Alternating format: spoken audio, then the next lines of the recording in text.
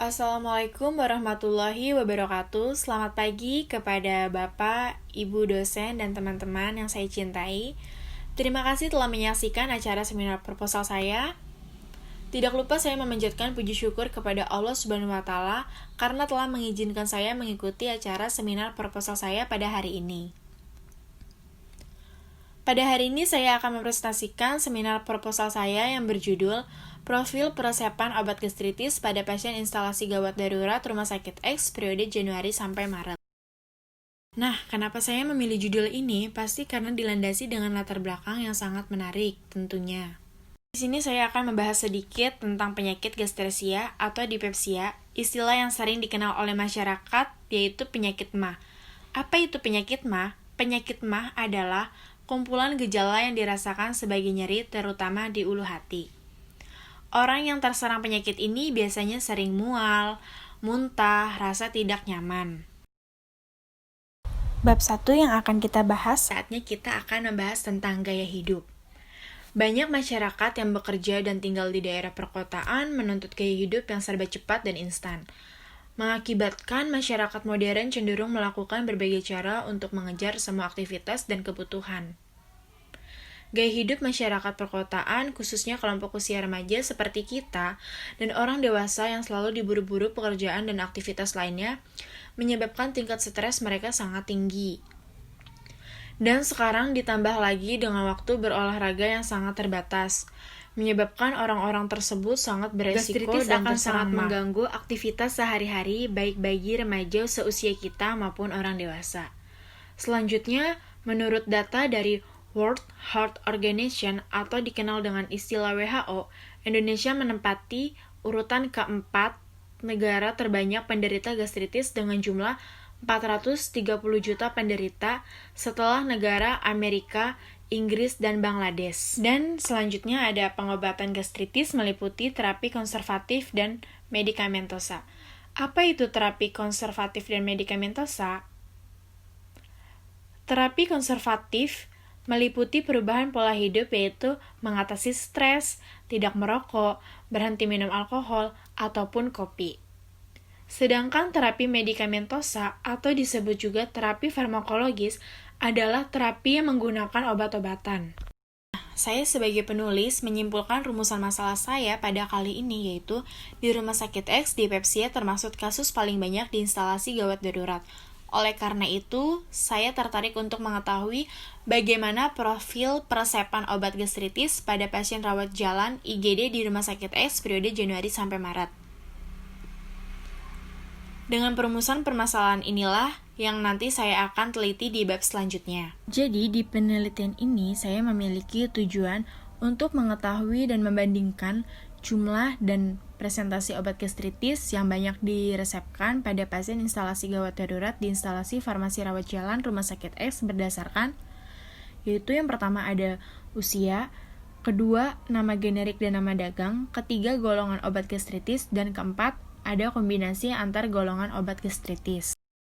Selanjutnya ada manfaat penelitian sebagai penerapan ilmu pengetahuan serta menambah wawasan untuk kita, sebagai sumber informasi tambahan dan bahan pertimbangan dalam melakukan monitoring, evaluasi, perencanaan, dan pengadaan obat gastritis di instalasi farmasi rawat jalan Rumah Sakit X. Pada bab 2 ini saya akan menjelaskan tentang klasifikasi gastritis dan penggolongan obat gastritis. Yang pertama saya akan membahas tentang klasifikasi gastritis. Berdasarkan jenisnya, gastritis dapat diklasifikasikan menjadi dua, yaitu yang pertama ada gastritis akut. Gastritis akut merupakan peradangan akut pada dinding lambung, terutama mukosa lambung dan pada umumnya di bagian antrum. Peradangan bisa disertai pendarahan ke dalam mukosa, dan pada kasus yang berat juga disertai oleh pelepasan mukosa superficial.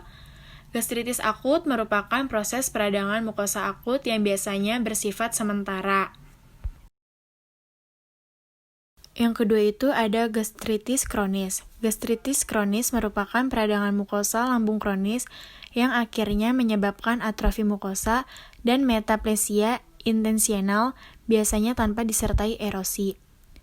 Sejauh ini, faktor etiologi terpenting gastritis kronis adalah infeksi kronis oleh hasil H. pylori.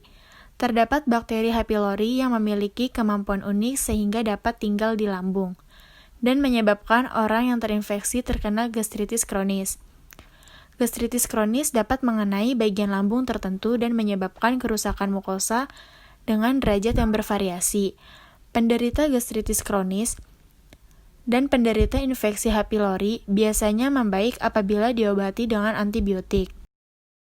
Selanjutnya ada penggolongan obat gastritis. Yang pertama itu ada antasida. Antasida adalah basa-basa lemah yang digunakan untuk mengikat secara kimiawi dan menetralkan asam lambung. Antasida tidak mengurangi volume HCl yang dikeluarkan lambung, tetapi peninggian pH akan menurunkan aktivitas pepsin. Kapasitas menetralkan asam lambung dari berbagai antasida pada dosis terapi bervariasi, tetapi umumnya pH lambung tidak sampai di atas 4, yaitu keadaan yang jelas menurunkan aktivitas pepsin, kecuali bila pemberian sering dan terus-menerus. Mula kerja antasida sangat bergantung pada kelarutan dan kecepatan netralisasi asam, sedangkan kecepatan pengosongan lambung sangat menentukan masa kerjanya. Contoh obat antasida yaitu ada aluminium hidroksida dan magnesium hidroksida. Yang kedua, ada antagonis reseptor H2. Antagonis reseptor H2 merupakan obat yang efektif dan relatif aman untuk pasien dengan hipersekresi asam lambung. Obat-obatan ini menempati reseptor histamin H2 secara selektif di permukaan sel-sel parenteral sehingga sekresi asam lambung dan pepsin sangat dikurangi. Golongan obat ini menggeser penggunaan antacid yang membutuhkan pemberian yang lebih sering sehingga dapat mengurangi kepatuhan pasien. Contoh obat H2 yaitu ada simetidin, ranitidin, dan famotidin. Yang ketiga ada penghambat pompa proton. Penghambat pompa proton merupakan penghambat sekresi asam lambung lebih kuat dari AH2. Penghambat pompa proton turunan benzimidazol bekerja menghambat sekresi asam lambung dengan cara memblok sistem enzim hidrogen atau kalium adenosin trifosfat, atau lebih dikenal dengan nama pompa proton, yang berperan memelihara kesinambungan produksi asam lambung. Pompa proton sebaiknya diberikan dalam sediaan salut entrik untuk mencegah degradasi zat aktif tersebut dalam suasana asam, dan diberikan 30 menit sebelum makan. Contoh obat penghambat pompa proton yaitu ada omeprazol dan lansoprazol. Yang keempat, ada obat sitoprotektif. Obat sitoprotektif merupakan suatu senyawa yang kerjanya melindungi mukosa dari serangan pepsin dan asam. Yang termaksud obat golongan ini salah satu adalah sukralfat.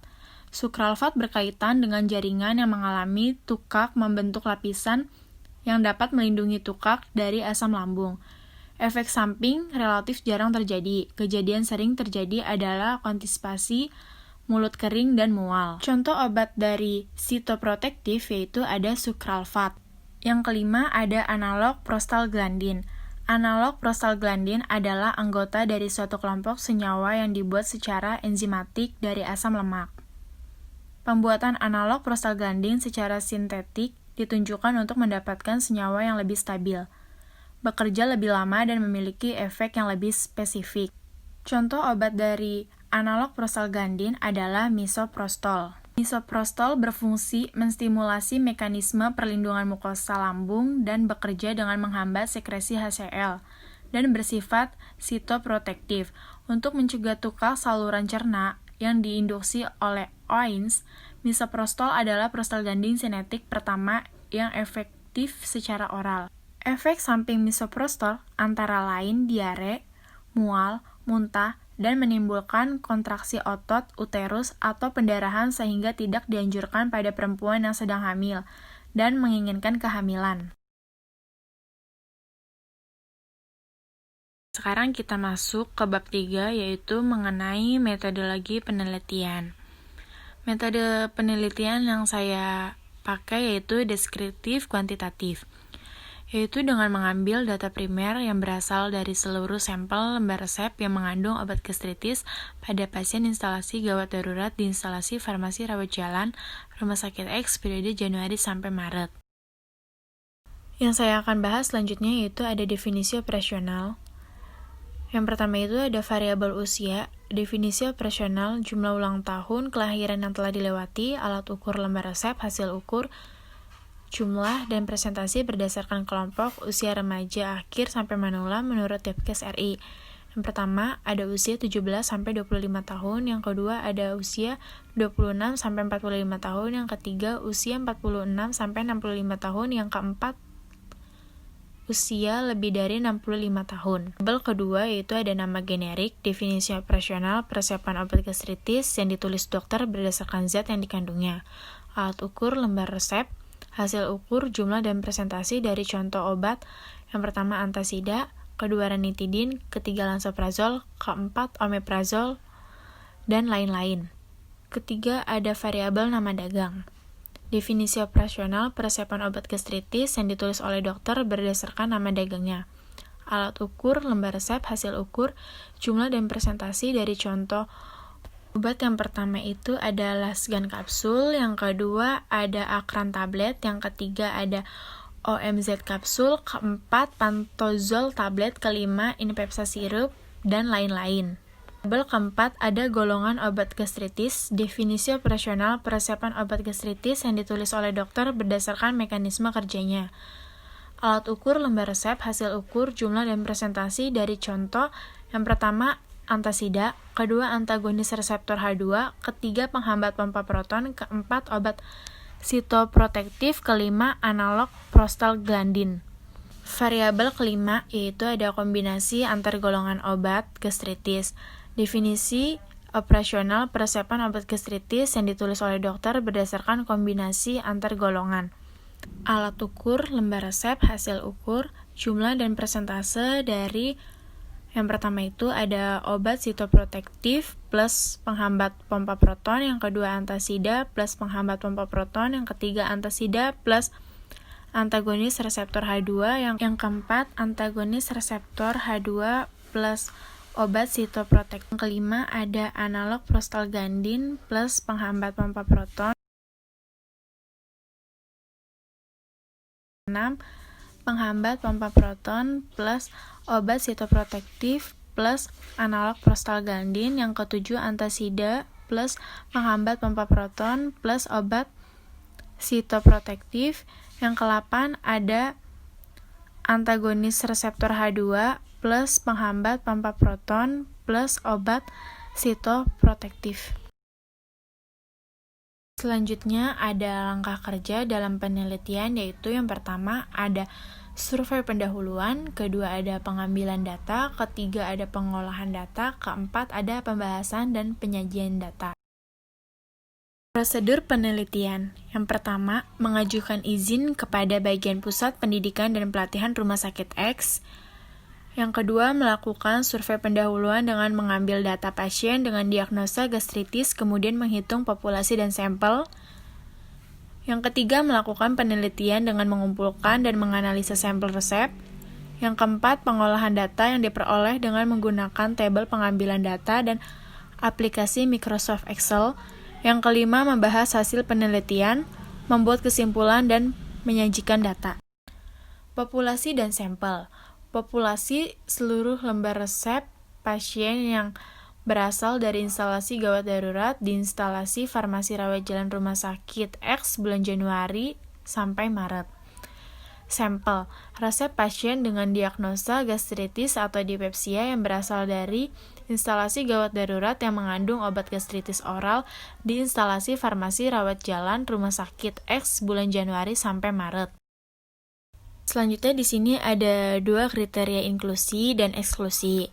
Kriteria inklusi, resep pasien dengan diagnosa tunggal gastritis atau dispepsia maupun dengan diagnosa penyakit yang mendapat obat gastritis oral. Sedangkan kriteria eksklusi yaitu resep pasien yang tidak mendapatkan obat gastritis.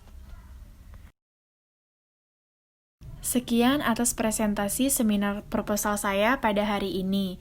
Semoga apa yang saya sampaikan dapat dimengerti dan dipahami oleh Bapak, Ibu dosen, dan teman-teman sekalian yang sudah mendengarkan.